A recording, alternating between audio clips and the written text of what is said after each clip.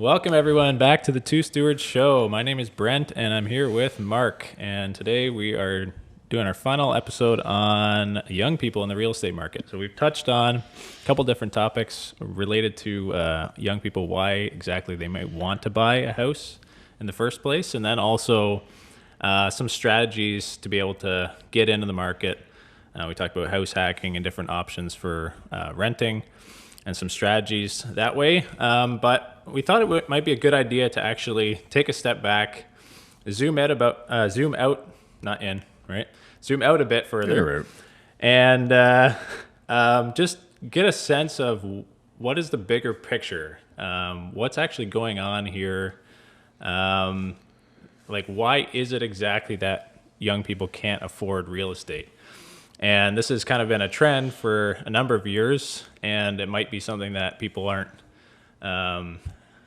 maybe they're subconsciously aware of this is actually happening, but they don't know exactly what are all the factors that come into play here. So Mark and I kind of want to dive in and talk about this topic a little bit more. So let's jump into it. Mark, why is this happening? I think the biggest reason young people can't afford real estate is because they're spending all their money on avocado toast and lattes. What should they? They should be spending their money on Diet Coke and cheesecake, or what? Yeah. No, that's a common thing you hear, right? Which is just, it's symptomatic of, they don't have their financial priorities in the right place. But right. So, and maybe there's some truth to that, but when you're looking at the real estate market, like that is certainly not the whole picture.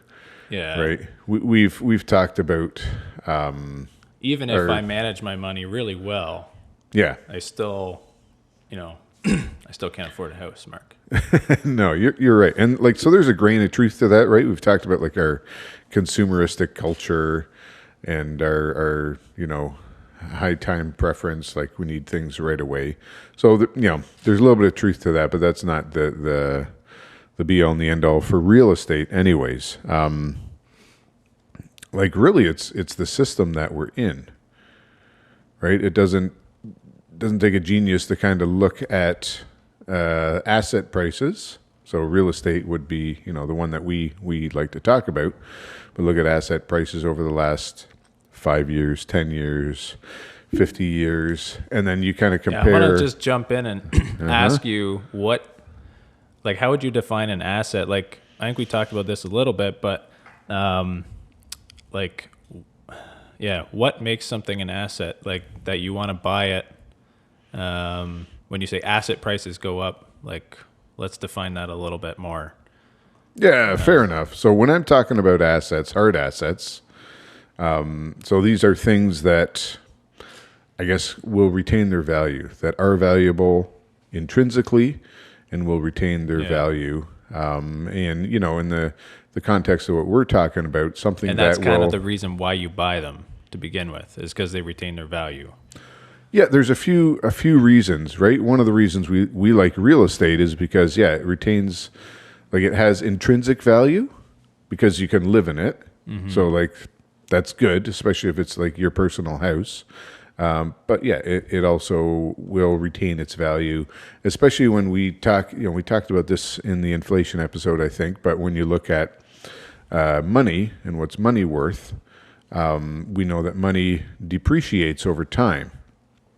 So we want something that is not going to depreciate over time. We want something that'll appreciate over time. So that's generally when we look at assets versus liabilities.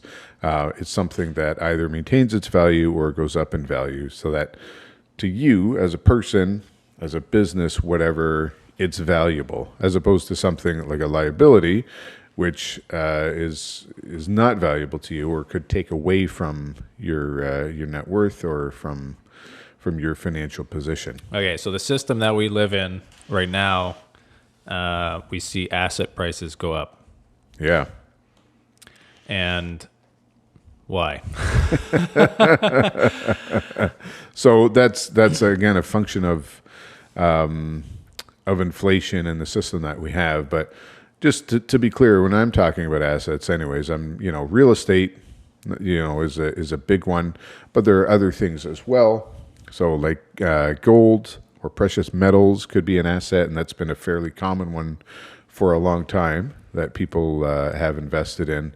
And yeah, what else? What else do you have? So, I mean, there's Bitcoin, which we haven't really talked much about. We can get into that later, but I see that as another hard asset that will retain or increase its value against the dollar, Yeah. against sort of the soft money that we have.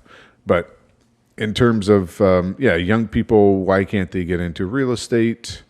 And it's because the value of real estate has increased versus the value of the dollar and versus their wages, right? If everything works in lockstep in inflation, like wages increase at the same rate as groceries and as real estate, then there wouldn't be a problem, right? And this is sort of the system that people have in mind when we're talking about inflation. Like, yeah, everything goes up and that's normal.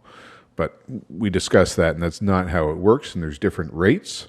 Yeah. And, in order for people to protect themselves against depreciation of the dollar, they invest in assets, and real estate has proven to be one of the best investments. So naturally, when more people are buying it, it's scarcer, and the price of it is going to go up, or the value, I guess, in monetary terms of that asset, real estate in this case, will go up more quickly than other things, leading to an imbalance, right? You have that shift.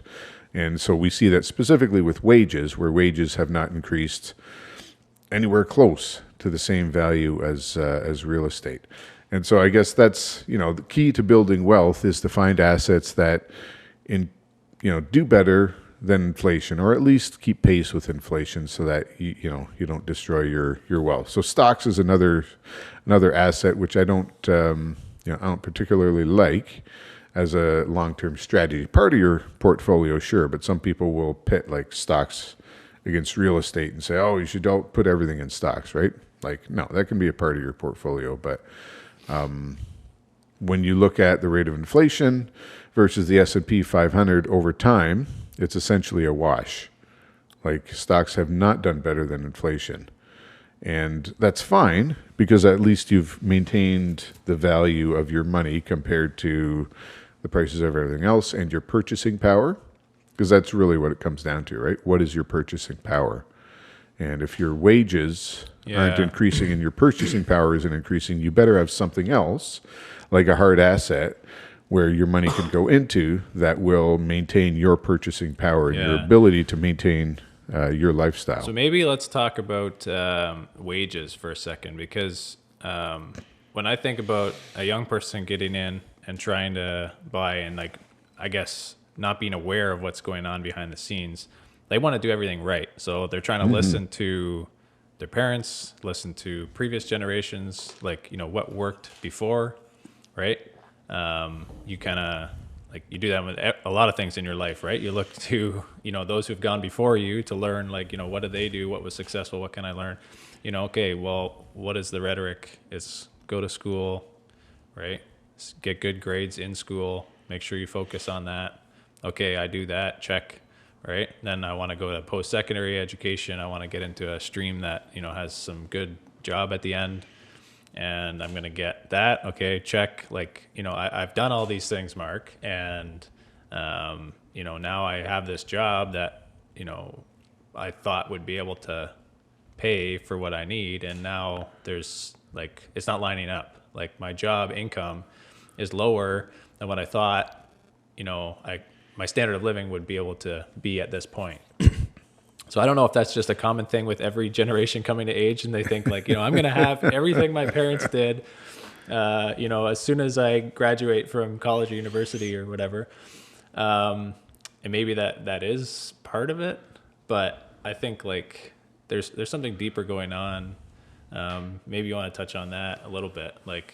Young people coming out, they do all the right things, but they're still further behind.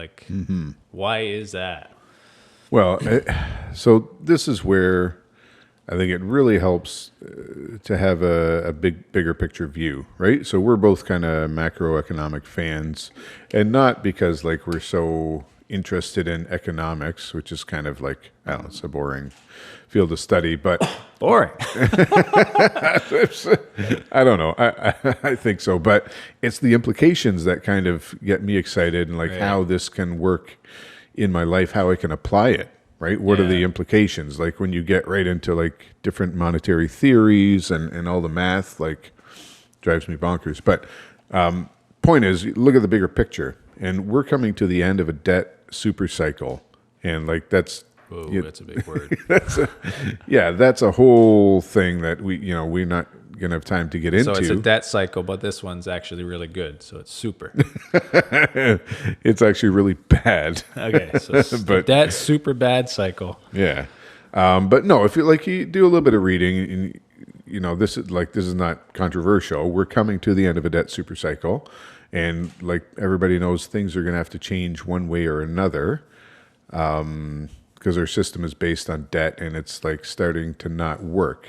And that's, you referred to some of the things that are going on, bank Like failures, bank failures and things. and bank Not that, bailouts. yeah, the bailouts and just the general prognosis for our system is not good. But for young people, look at sort of the bigger themes and try and ride the wave, or ride the trends to your advantage, right? So some young folks are doing this, and I think there's a growing awareness that, like, and it's not always put into words the same way, but like, you need a side hustle, right? Everybody doing these side hustles because they kind of realize, a lot of young folks, that what we've been doing, what my parents did, isn't going to work for me. Right. And specifically what you said, there's still a lot of people in that stream, but go to school, get a job. Like they do the math, right? I'm going to come out of school, I can make 50 grand a year. Right. When I was younger, coming out, like that was okay, fine. But now, if you want to buy a house, or you want to have any kind of standard of living in a city, it's really not enough. Maybe if you get two people together and you can make $100,000 a year, like, that used to be, I don't know. To me, that still seems like a big number, but it's not. Right? It doesn't go as far, right? No. It doesn't go as far. And the thing you mentioned about, I guess I'm just thinking about this. So we almost have bank bailouts and bank failures, and we have like one crisis after the next, right, in the news. And I think people are bombarded with all this information. And the temptation is to look at that reactively and to get caught up in the present moment of okay, it's like, what's the next crisis going to be tomorrow, right? And I think you were joking offline about how the weather is a crisis, right? Every snowstorm we get is like, oh no, like Armageddon. But so everything's sensationalized, and what that does to people's perceptions of underlying economic trends and realities that don't really change very quickly, but have a big impact on your financial future and on your children's financial future, right? And they're it's a generational thing. So those trends are kind of being ignored because they're not as sensational as bank failure and let's get all the details on this and then move to the next political issue, right? So I think young people especially need to be attuned to basically asking the question, what's behind the curtain, what's actually going on here, not just reading headlines or reacting to news and this quick sensational stuff. And educate yourself a little bit more. And I think we talked about that on a previous episode too, just financial literacy, right? Educating yourself so you can kind of get yourself out of this constant need for stimulation and next big crisis. And, and those things are kind of things that you can point blame at too, right? Banks are failing. Do you think I could buy a house? Obviously well, no, that's just one symptom of the underlying problem. And a lot of the crises that we do see today are symptoms, right? They're the bank went under. Yeah. Well, the bank doesn't just go under. There's something underlying that, right? Yeah, and it's so yeah. I would think again for young people, like don't get distracted, like you said, by all the sensationalized everything out there. We just go from one crisis to another. We have a constant need to maintain our attention, right? Whether it's social media and like I'm a victim of that. Yeah, me too. I'll call myself a victim, right? But you get into a Yeah, but I'm a victim and I'm younger than you. So there we go. How's that for intersectionality, Mark?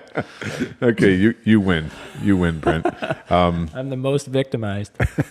But when you start thinking about real estate, right? This is a big investment, and you need to save up money for a long time. So you need to kind of clear your head around, all the noise that's out there and all the things that could potentially take your time, energy, money, especially social media. Yeah. Everybody's got a nice car, nice vacations, all these things, right? And I'm not saying that everybody falls victim to this, but it's easy to do. Yeah. So getting back to real estate, you need to save up a down payment. So you need to, like I said, clear your head of all this other stuff, and maybe that means you can't buy the avocado toast. That's my favorite insult for millennials. But no, you can't spend the money on the vacations, or you can't spend it on more discretionary stuff, because you need to sacrifice in order to achieve something of worth, or have something of value. And that has always been the case, right? People always said like, oh, it was so easy for my grandparents or my parents to buy a house. Like, no, it wasn't easy. It's certainly probably harder now, but the mindset of a little bit of sacrifice for something of longer term value still holds true today. And yeah, people need to keep that in mind. Obviously that the gap between wages and value of real estate is still bigger. And there's plenty of information out there to show that, but it's still achievable. We talked about some of that stuff the last time, but we're talking about the system now and like, why is this happening? Another question I think that kind of comes up is, is it wrong to not care about money? And I'm thinking kind of from a Christian perspective, like, some people say, I just don't care about money, or I don't like. Should this be a big topic? Like, why are we starting a podcast on this? Like, why should I care? And is it wrong to not care, right? Because the temptation is like, just live my life, do my thing, and, God will provide. And, I don't really, I say care, but like, you don't love money. But, what do you think to that comment? Like, is it wrong to not care about money? Yeah, so there's a couple of things in there. So I guess spoiler alert, if you've been listening to this podcast, like you know what our answer is. Yes, you need to care about money. Yeah. But not in a self-fulfilling way, not in, like self-serving. Self-serving. That's what I was looking for. Reminds me of self-serve ice cream. That goes with your avocado toast. Exactly.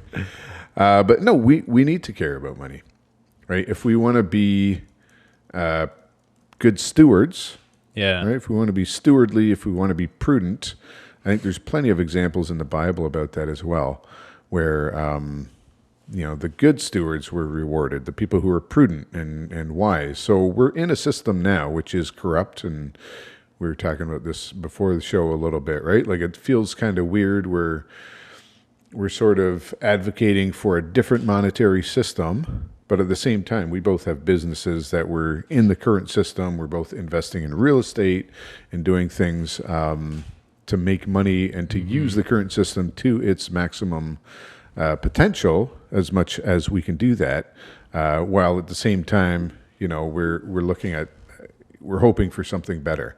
And that's a good analogy for the Christian life as well, right? We're in this world, and there's a lot of pain and suffering. Yeah. And Jesus never said, like, just go isolate yourself out of this world. But, we're here right now, but we're looking for something better. And we're evangelizing about that better thing. But in the meantime, we're helping people who actually are in need, right? And dealing with the consequences of sin. And Yeah, so we're using the system that we have to its maximum, and I think there's good biblical precedent for this as well, right? You need to be able to. It says take care of the widow and the orphan, right? How can you do that if you can't take care of yourself, or if you can only barely take care of yourself? So Yeah. that's another argument for this less sensationalistic viewpoint of life and less event driven, but more longer time frame. Yeah, deeper purpose, kind of have a goal Yeah, and stick with it. And yeah, your goals should be informed by, the Bible. yeah, exactly. Ultimately. And that's why, like, yeah, we need to care about money. We need to pay attention to this stuff. We don't need to be consumed by it. And different people have different roles to play, and yeah, different lifestyles, different things that they do. So that doesn't mean everybody needs to have a goal to become financially independent by the age of X. Yeah. Right? When I'm Like- Mark's age, I want to be financially. If you're not, you screwed up, Brent. I screwed up. But I'm You making gotta look to your elders to learn a thing or two. I'm trying to make amends in this case. But So- yeah, my argument is, yeah, we need to care about it. We need to work within the system, not be overtaken by mammon, right? You can serve one master. So if you want to serve God, then you serve him. But we still deal with the present reality of where we are and the world that we live in. Give unto Caesar what is Caesar's. Jesus said, so, that's not just about paying taxes, I think, but it's about acknowledging the system that you're in, and just don't get too, we get pretty worked up about all this stuff. But, maybe we shouldn't. Yeah. So on so that much. note, like we need to work with the current system. Like, so what is our current system? Like here in Canada, I think you had the comment about how dependent Canada is on real estate, and maybe you want to just flesh that out a little bit too, because what exactly does that look like for people? If you're looking to get into the market, like a big sector of Canada's economy is real estate. Yeah, so something like 40% of our GDP is related to real estate activity, which is crazy, right? When you think of the basis of wealth and where money comes from, it comes from trade. So, yeah, trade within a country or an economy is good, but, trade What's with the other 60%? Government spending? a big percentage probably is. But yeah, trade with other countries is probably even better for in terms of wealth creation. So it's not healthy, I don't think, but it is what it is. So figure out ways to deal with that and to use that to your advantage. So the biggest way is to own some of the real estate, right? Beyond the receiving end, on the part that gets the benefit of the assets, gets the benefit of that activity, versus being on the end that just pays for it, that just pays rent, that never. Well, I'm not putting down renters, but I'm just making the case that like you need to be, you're going to be on one end or the other. Usually not both. So, which end do you want to be on? You want to probably be on the end that is benefiting from this. And again, with the idea that this is not just for you, not just for your financial future, like that's certainly a part of it, but there's other people to take care of as well, and people who maybe don't have the same opportunities, the same ways to take advantage of this system, because we will always have people around like that. Like I think we're kind of well aware that the population growth in Canada is crazy, and I think just lately it's been a lot in the news, like how we have 1 million people coming here in 2022. Yep. I don't think that's going to slow down, but that kind of like for perspective for people who are like wondering, hey, why is this happening? Well, that is a huge part of housing, because like you said. Canada's dependent on real estate. It's a big part of our economy. So maybe it's treated with respect in terms of policies, right? Like people don't politicians don't make policies that, slight real estate and, because it is a big sector of the economy, right? So, but the other aspect to what's going on in our world is no secret that we're getting a ton of population growth. And when you talk about population growth, they got to live somewhere. So where are they going to live? In the houses that we are building for them or not building for them? So if we're not keeping up with supply, we're going to have pressure. So that's one thing that I think can help inform like a look behind the curtain, right? Like I don't want to say just like population's growing great, but like I would say to people, look at population growth trends, right? And like do some digging for yourself. Like where in the world is growing in population, where is shrinking in population. That has a direct impact on housing, right? And that would help to describe why houses are going up in price so much when seemingly like, that house last year would cost, $500,000. Now it's $800,000. Like why exactly? And we talked about monetary reasons why, inflating the money supply impacts that a lot as well. But this is another big reason that we're facing here in Canada, especially in like the GTA and like any other urban areas where a lot like that attract a lot of immigration, because we have a lot of jobs. We have a lot of reasons why people would want to come here.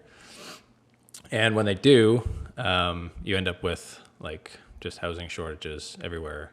And I see that personally. I don't know about you from experience. I can just say like we have a bunch of units on the market right now, and the number of responses that you get from people of all walks of life, people from all countries around the world, that a lot like there's a lot of people that don't speak English.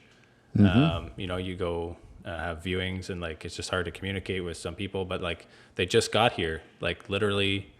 And that's every single time I post an ad, I get, like 100 responses. And it's like, where are these people actually living?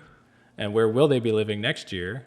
And where do they want to be living, right? Because a lot of them come here for a future, and they come here to establish their children and the next generation, and they want to get educated, they want to grow a family, they want to get settled, right?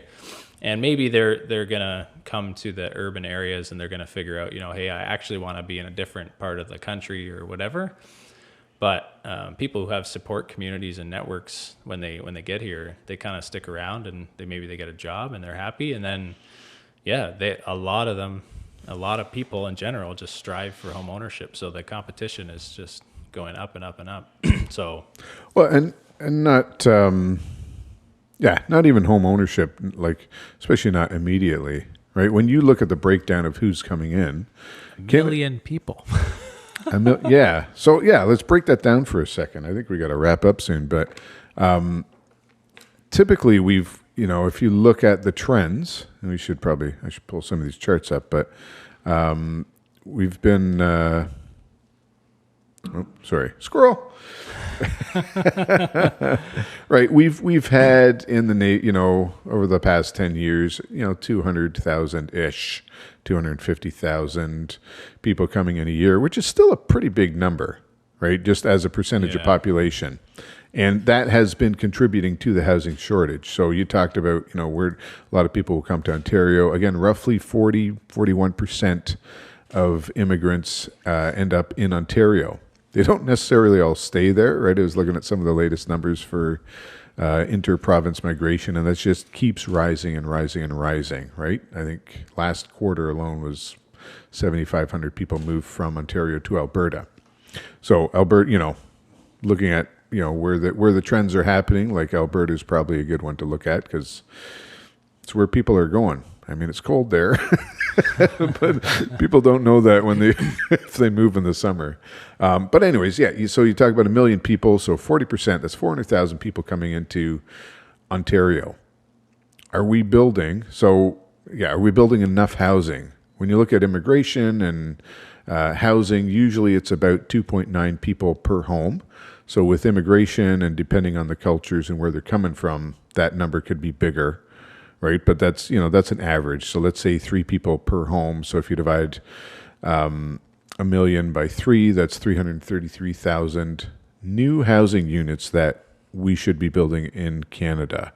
I don't have the numbers here, but I know we're nowhere near not that. not to mention the historical buildup of all the other people who still don't have a home. Yeah, so Right? we've got that historical shortage, and then we've got, just in 2022, nobody told anybody anything, like in terms of the federal government prepping provincial and municipal governments. Our provincial government is like, they can kind of see it, and they're trying to expand housing, and people are kicking and screaming. But again, the breakdown, so 500,000 roughly of those million people are have come under the regular the regular immigration program, where you have to kind of, score on a scorecard, and they do some lotteries so that people who score low can get in. But these are like people who are going to get citizenship eventually, right? They get their green cards, and they're kind of good to go. And that would include refugees and stuff. Yeah. To a certain extent. The other 500,000, which people are finally starting to clue in on, because this has been a growing trend, are non-permanent residents. And people say, well, why would you count that if they're non-permanent? Well, non-permanent resident really just means not permanent yet, because the vast majority of those want to stay here. So we would include students in that. Students as international students, huge portion of that. A massive industry. And that's important to kind of think of, that international students are a big industry for Canada, and that is to our shame, right? Because we're going out recruiting, like India, especially, as a country where I say we, I just mean Canadians, Canadian institutions recruit heavily, and it's not all wealthy foreign students, right? I've done some work at like University of Toronto in Mississauga, and you notice a huge contingent of international students that are very wealthy, right? You would, when this is a few years ago, but doing work there, I'd regularly see Lamborghinis, Ferraris, Bentleys, all this stuff in the student parking lot, right? Wow. So, and this is just like, a lot of them were from China, and that's a whole other story, right? There's a book out, Willful Blindness, by Sam Cooper.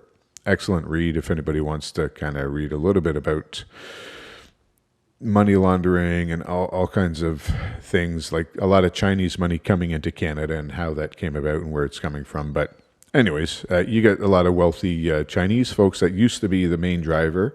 Now we've seen a shift to the not so wealthy folks from other areas of Asia, like India especially, where the parents will basically sell the family farm to send this one kid to Canada to go like blaze a path for the rest of them, or to be able to make enough money to support the family there. And then when you read the stories, like they're terrible about how these students are getting taken advantage of, and they're being recruited into like not big time universities. Some of them are, where they'll pay up to 3-4 times the tuition, which is why they want these students. Yeah. But they're going into, like for hairdressing, and for like, not to put that down, but that's not a good reason to move continents away and spend your whole entire family fortune to go study something that really doesn't have a lot of value. But they don't know that, because they're given a bill of goods by recruiters. They come here and just look at the growth in some like community colleges. Some of them have just gone absolutely bonkers in terms of size and programs for programs that are not useful. But the idea is really it's like an unofficial visa program, right? Just get into Canada, and once you're there, then you work on like staying there. I've heard the non-permanent residents be called pre-permanent residents. Yeah. Because, they are going to become permanent residents. They're just not at that status yet. So they're in here.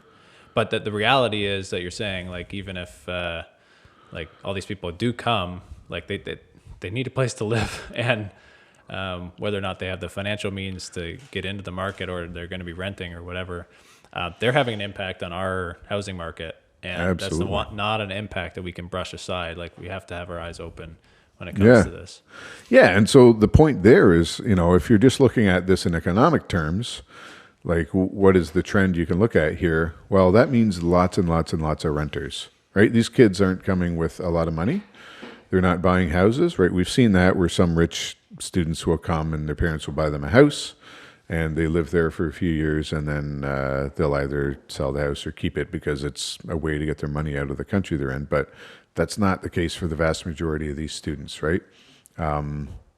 They just need somewhere to live. And I've seen that too, where you just have groups of people, groups of students looking at just at regular apartments, and they want to cram like 6 people into a 2-bedroom. Yeah. And you feel bad, but like, no, the house can't take that wear and tear. Yeah. And we can't do that. But yeah, similar trends to what you're seeing, right? People are becoming desperate, and that's reflected in what they're willing to pay and the types of accommodations, right? Room rentals. I'm seeing so many ads just for room rentals as opposed to like apartment rentals. Yeah, and that speaks to like the lower standard of living, right? That people need a place to live, and they're going to make sacrifices until they can find one, right? And they're going to say, well, what does my $500 a month get me?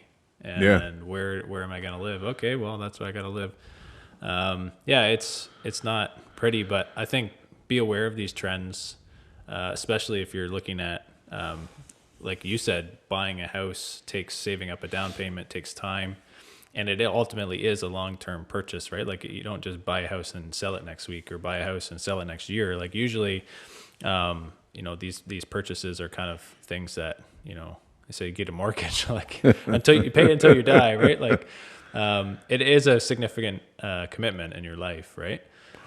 So to look and to be aware of the underlying trends from a bit of a bigger scale, not just to read the headlines and say, oh, 1 million people came to Canada, that's nice. It's like, well, let's do some extrapolation of what that means for the housing market this year. What about next year? What about the year after? Like what are the trends? Are they projecting another 1 million next year or like 2023, whatever, right? Like every and start analyzing that and say to yourself, like, hey, do I see this trend reversing? Is I guess the counter to increase the population is increase the housing supply. Well, is that trend reversing? Like, are they going to be building more houses? Who builds the houses? Well, the federal government, or is it the provincial government, or is it municipal government, or is it just private developers and builders, right? Like, and where does the money come to build that? And what does it cost? Who's going to be building? Like, where are all the people to build? And you start looking at these things in a little bit more depth, then you can realize like the problems that are currently in place are not going away very quickly, and they can't be fixed. If at all. Yeah, if at all, if ever. So the expectations that we have for our standard of living need to change or will change just as a result, right?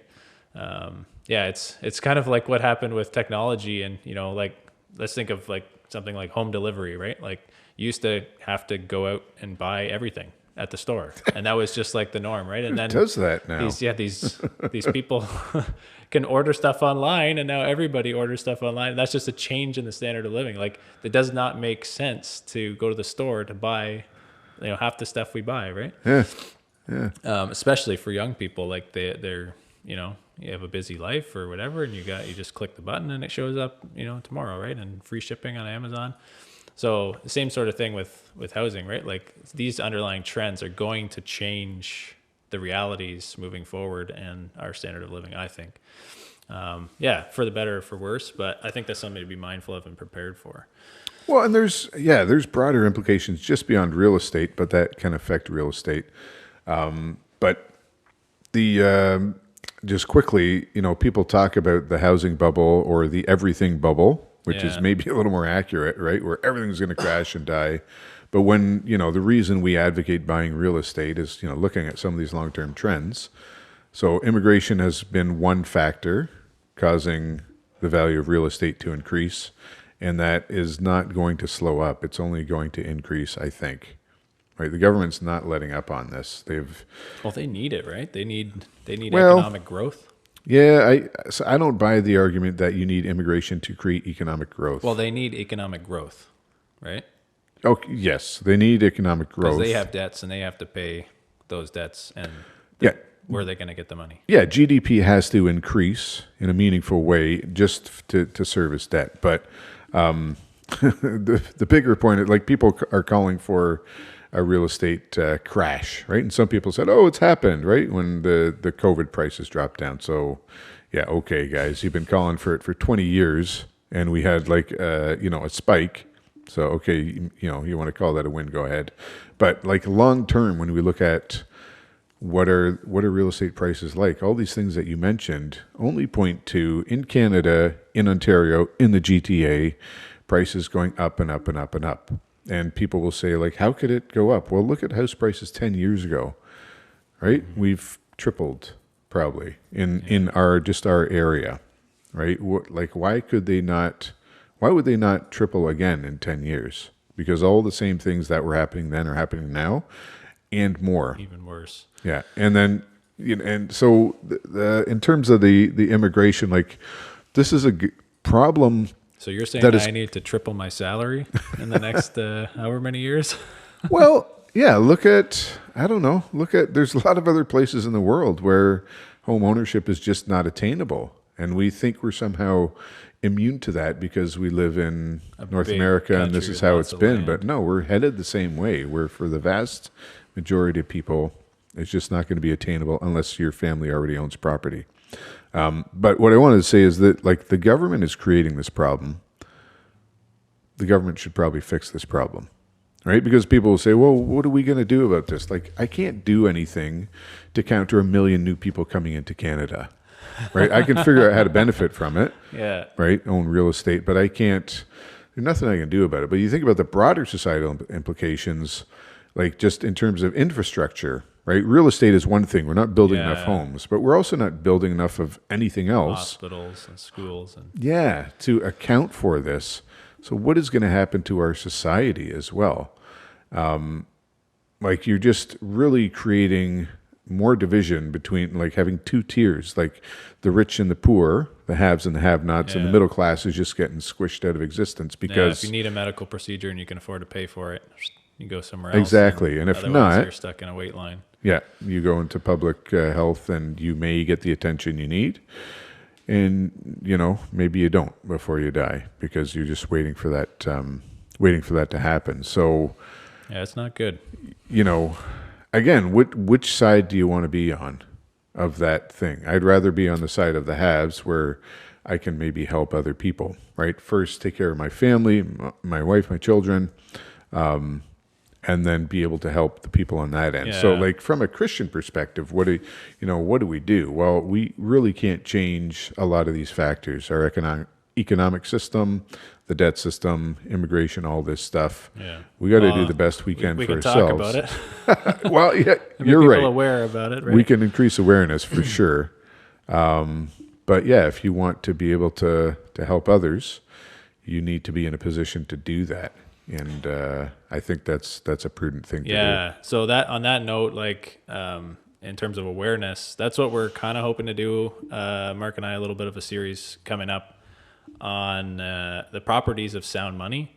And this is something like I think we brought up before, but it has a big impact on society. The degrading of money leads to the degrading of a lot of things in society. And we kind of want to go through and outline for people exactly what properties or characteristics make for good money, and compare those, I guess, with what our current system runs on, the money that we use, and whether or not those two line up and it makes sense for us to continue using the system that we are, and just speak about the broader implications of all of these things. So hopefully we can get into that in upcoming episodes. There's probably a ton we can talk about on that. So we're going to break it down, try and come up with a bit of a framework for the upcoming episodes. But is there anything else you want to talk about now? No, I think we've covered we've covered a lot of ground. One thing that, just to tie into what you're saying, right? Why would we talk about the properties of sound money? Like, who cares? like I think we are headed for there's going to be change coming, right? Right. I talked about the debt super cycle, and so the thing about cycles is they end, right? They have a beginning and an end, and we're heading towards the end. We're seeing the strain in our financial system. So are we going to have just a different iteration of the current system, or are we going to have to move to an entirely different system? So if that happens, we need to be prepared for it. And that's why I think we want to talk about properties of sound money, so that if there is a shift, that we're prepared for it. Because, you can build up everything you have in the current system. And if that current system devalues all of our dollars to, 5 cents on the dollar or zero, outside of our control. Yeah, then we need to be prepared for that. So that I think is a good reason to talk about sound money. So in general, I think people have a high tolerance for all kinds of different stuff in society right now, but we have a low tolerance for pain. So maybe especially for young people, like we're gonna have to prepare to have more pain. Yeah, you're right. So maybe on that note, let's close it for today, and we'll talk to you guys next time. So thanks for listening to Two Stewards Show. Thanks for listening to this episode of the Two Stewards Show. If you like my voice better, click subscribe. And if you like my voice better, click share. If you like both, give us a 5-star rating. To interact with the show, feel free to reach out at hello@twostewards.ca. We'll see you in the next episode. In the meantime, steward your wealth wisely.